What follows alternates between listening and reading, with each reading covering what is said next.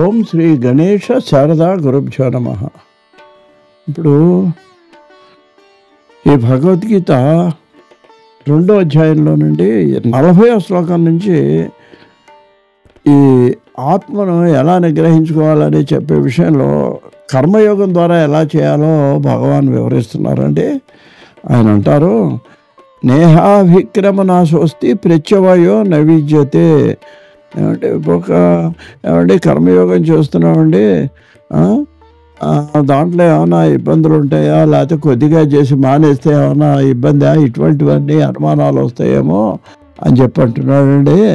నా ఇహ అభిక్రమము నా సహా అస్తి. ఇది ఇక్కడ విభాగం అనమాట. అంటే ఏంటనమాట, ఇహ అంటే అర్థం ఏంటంటేనండి, ఈ నిష్కామ కర్మయోగంలో కర్మయోగం ఎలా చేయాలని చెప్పాడు. గతంలో కూడా ఫలితం ఆశించకుండా చేయాలని చెప్పాడు. అలా ఫలితం ఆశించకుండా చేసేటువంటి ఆ కర్మయోగంలో ఏమంటే నీకు ఏమవుతుందంటే అభిక్రమం అంటే ఏమిటనమాట అండి, ఆరంభించిన పని ఉందే నీకు, అది ఏమంటే నా సహా వస్తే అది ప్రారంభించిన తర్వాత కొంత మధ్యలో వదిలేసినా సరే నీకు దానివల్ల ప్రత్యవాయం కలగదు, దానివల్ల నష్టమే నీకు ఉండదు. స్వల్పమస్య ధర్మస్య త్రాయితే మహతో నువ్వు చేసిన కొద్ది పుణ్యకార్యం అయినా సరే నీకు ఏదైనా పెద్ద కష్టం వచ్చినప్పుడు కూడా అది నిన్ను కాపాడుతుంది. అందువల్ల కర్మయోగంలో కూడా నువ్వు ప్రారంభించినప్పుడు దాన్ని కొనసాగించా కానీ దాని గురించి నువ్వేం భయపడక్కర్లేదని చెప్పి ఆయన అంటున్నట్టు. ఇంకా ఏమంటున్నారంటే, యామిమాం పుష్పితాం వాచం ప్రవదంతి అవిపశ్చిత. అయితే ఏంటంటే కొంతమంది పండితులు కాని వాళ్ళటువంటి వాళ్ళు ఏం చేస్తారంటేనండి, వివేకహీనులైన వాళ్ళు ఏవో మాటలు మాట్లాడుతుంటారట. ఇవన్నీ అంటే నాస్తికవాదంలో ఉన్న వాళ్ళు కొంతమంది ఉంటారు. ఇవన్నీ పూర్వజన్మ ఉందా, మళ్ళీ తర్వాత పునర్జన్మ ఉందా, ఈ అవసరమా, ఈ కర్మలు ఉన్నదేదో అనుభవించవచ్చు కదా అని అపండిత విపశ్చిత అంటే అర్థం ఏంటన్నమాట, పండితులు కాని వాళ్ళు అవిపశ్చిత, పండితులు కాని వాళ్ళు ఏవో మాట్లాడుతుంటారు. కాబట్టి వేదవాద రథ నాణ్యదస్తి. కాబట్టి వాళ్ళు ఏంటంటే ఈ బాహ్యార్థములనే వేదవాక్యాల్లో వాళ్ళు గ్రహిస్తూ ఉంటారటండి. ఇప్పుడు ఒక వాక్యానికి బయటికి కనిపించే అర్థం వేరుగా ఉంటుంది, లోపల అర్థం వేరుగా ఉంటుందండి. దాన్ని సామాన్యులు గ్రహించలేరు అని చెప్పి ఏం చేస్తారంటే ఇక్కడ ఆయన చెప్తున్నారండి, ఈ కర్మల్లో 2 రకాలున్నాయా. ఒకటి జ్ఞానయోగం, కర్మయోగం. కర్మయోగంలోకి వచ్చేటప్పటికి ఏమవుతుందండి, దాంట్లో యజ్ఞయాగాది క్రతువులు కర్మం, వేదాలు అవే చెప్పినాయి. వాటి వల్ల ఏమొస్తుంది, నీకు ఫలితం వస్తుంది. ఇంకా ఏమవుతుందంటే స్వర్గలోకం కూడా వస్తుంది. స్వర్గలోకంలో కూడా కొంతకాలం సుఖాలు అనుభవించవచ్చు. అందుకని వాళ్ళు ఏమంటారు, భోగైశ్వర్య ప్రతక్తానాం తయా అపహృత చేతసాం. అందువల్ల వాళ్ళు ఏం చేస్తారనమాట, భోగాల్ని ఐశ్వర్యాన్ని కోరుకునేటువంటి వాళ్ళే ఈ క్షణికమైనటువంటి ప్రాపంచిక సుఖాలను కోరుకున్నటువంటి వాళ్ళు ఏం చేస్తారంటే, వీళ్ళు సమాధోన విధీయతే, వాళ్ళ బుద్ధిని సమాధి అందుంచారు. అంటే అర్థం ఏంటి, ధ్యానమునందు ఉంచారు. చూడండి ఇక్కడ కర్మయోగం, జ్ఞానయోగం, బుద్ధియోగం అని. బుద్ధియోగం అంటే జ్ఞానయోగంలోనే ఆఖరి స్థితి అది. వాళ్ళు బుద్ధిని నిలకడగా ఉంచకుండా ఈ కర్మయోగంలో యజ్ఞయాగాది పనుల యందు చేస్తుంటారండి.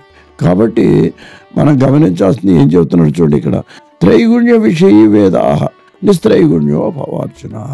నీకు ఈ వేదాలు కూడా త్రిగుణాలు ఏమిటనమాట అండి, అవి సత్వరజస్తమో గుణాలండి. ఈ 3 గుణాల యొక్క దాంతో కూడినవి వేదాలు. అందువలన అంటే వేదాల కంటే ఇంకా అతీతమైనటువంటి స్థితికి, పరతత్వాన్ని పొందటానికి అర్జున నువ్వు ప్రయత్నించు అని చెప్పి చెబుతున్నాడండి. ఏమంటే కొంతమంది ఇది వింటే ఏదో త్రైగుణ్య విషయ వేదాలు త్రిగుణాలతో కూడినవి, నిస్త్రైగుణ్యోభవ అంటే వేద ధర్మాలకు వ్యతిరేకంగా వెళ్ళమని ఇక్కడ కనిపించే అర్థం కాదండి అది. ఇంకా ఏమంటున్నాడు, నిర్ద్వంద్వ, నువ్వు ఎలా ఉండాలట, నువ్వు ద్వంద్వాలని వదిలేయాలి. ఏమిటా ద్వంద్వాలండి? ద్వంద్వాలంటే ఏమిటనమాట, సుఖ దుఃఖాలు, హర్ష శోకాలు, శీతోష్ణాలు, ఇవన్నీ కూడా ద్వంద్వాలండి. సుఖ దుఃఖాలు, సుఖం వచ్చినప్పుడు సంతోషపడతావు, దుఃఖం వచ్చినప్పుడు విచారపడతావు. ఈ ద్వంద్వాలకి అతీతంగా ఉండేందుకు ప్రయత్నం చేయి. నిత్య సత్వస్థ, నిత్యము కూడా సత్వగుణాన్ని కలిగి ఉండాలి. పరమాత్మ యందే మనసును లగ్నము చేయాలి. ఏమంటే తర్వాత నిర్యోగక్షేమ. నిర్యోగక్షేమం అంటండి అంటే యోగక్షేమముల యందు కూడా నువ్వు ఆరాటపడవద్దు. ఇది గొప్ప విషయం అండి. పరమాత్మ యొక్క పాదాలు నమ్ముకుంటే యోగక్షేమాలు ఆయనే చూస్తాడు. మనమేదో అబ్బా మన డబ్బు దాచుకోవాలండి, ఆర్డీ వేసుకోవాలి, డిఎం ఏం కష్టం వస్తుందో అన్నీ ఆయనకి తెలుసు. ఆయన నమ్ముకుంటే ఏది దాచాలో ఏది దాచక్కర్లేదు అని అదే యోగక్షేమాల కోసం భగవంతుడు అన్నాడు. నిర్యోగక్షేమ, యోగక్షేమాల కోసం నువ్వు తాపత్రయపడవద్దు. నువ్వు ఎలా ఉండాలి, ఆత్మవాన్, నువ్వు బుద్ధిని వశమునందుంచుకో. అదొక్కటి చేయి చాలు. నీ బుద్ధిని నీ యందు వశమునందుంచుకో. నువ్వు అలా కనుక వశమునందుంచుకున్నావు అనుకో, అప్పుడు ఏమైతే నీ బుద్ధిని నీ వశమునందుంచుకున్నట్లయితే మిగిలిన విషయాలన్నీ ఇంకా భగవంతుడే చూస్తాడు. ఏమిటి మిగిలిన విషయాలు? నిర్ద్వంద్వ, నువ్వు ఈ సుఖ దుఃఖాలకు అతీతంగా ఉండేందుకు ఆయనే దారి చూపెడతాడు నీకు. సత్వగుణం కలిగి ఉండేట్టుగా భగవద్ధ్యానం చేసేట్టుగా చేస్తాడు. యోగక్షేమాలు ఎలాగనమాట అండి, ఆయనే చెప్పాడు కదండి, గీతలోనే మరో చోటు చెప్పాడు కదండి. ఏమని చెప్పాడండి, ఏమంటే అనన్యాశ్చింతయంతో మాం ఏ జనా పర్యుపాసతే తేషాం నిత్యాభియుక్తానాం యోగక్షేమం వహామ్యహం అన్నాడు. ఏ విధమైన ఆలోచన నీకు వద్దురా బాబు, నువ్వేం చేయాలి, అనన్యాశ్చింతయంతో ఏ జనా పర్యుపాసతే, నన్ను కనుక నువ్వు మనస్సులో నిలకడ చేసి నా మీద భారం వేస్తే, ఇప్పుడు వాడెవడో రైల్లో పెడుతూ పెట్టిన ఎత్తి మీద పెట్టుకున్నట్టు, ఇంతకు అప్ప రైలుకు బరువు అండి అన్నట పక్కా చెప్పాట. నిన్ను ఆ పెట్టిన కూడా రైలు మోస్తుంది, కింద పెట్టు, ఏం పర్వాలేదు అన్నాడు.